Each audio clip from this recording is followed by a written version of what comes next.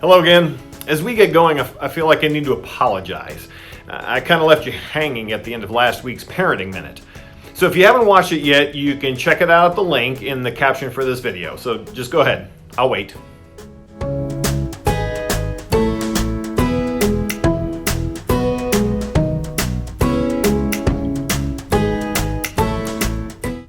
Okay, welcome back. As we saw in that speech that Moses gave to the Hebrew nation before crossing into the Promised Land, you can find it there in Deuteronomy chapter 6, he laid out a specific rhythm for families to follow to ensure that they would not forget about God. The conversations about him permeated every aspect of the life of a family.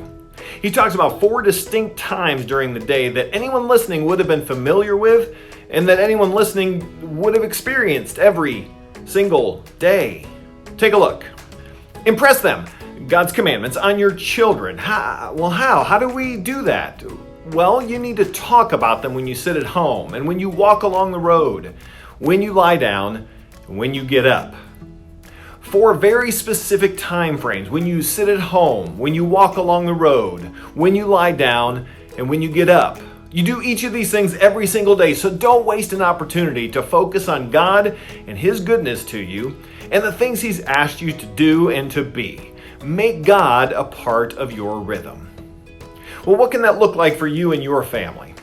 The authors of the book Parenting Beyond Your Capacity, Carey, Nieuwhof, and Reggie suggest 4 unique ways for you to talk to your kids for the 4 times mentioned here so that God is a regular topic. This can be called the orange factor.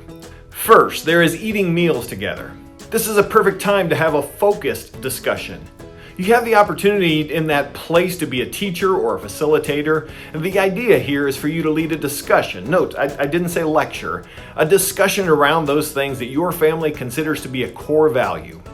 Pro tip here, eat dinner as a whole family as much as you possibly can. Next, there is walking or traveling together. When you're in the car with your kids, that is a great time to have a more informal conversation about the things that matter to your kids. Let them lead the discussion and drive the agenda. This helps you build your relationship with your kid and, as a friend, help them to interpret life. Pro tip here, don't allow devices in the car. Next, there is tucking them into bed. This intimate time allows you, as a mom or a dad, to be a counselor and to really hear the heart of a child. I know for my kids, that's oftentimes when the serious questions come. It allows you to build intimacy with your kid.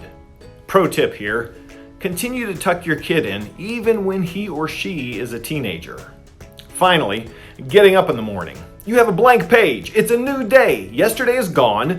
You have a chance to help your kids start the day on the right foot.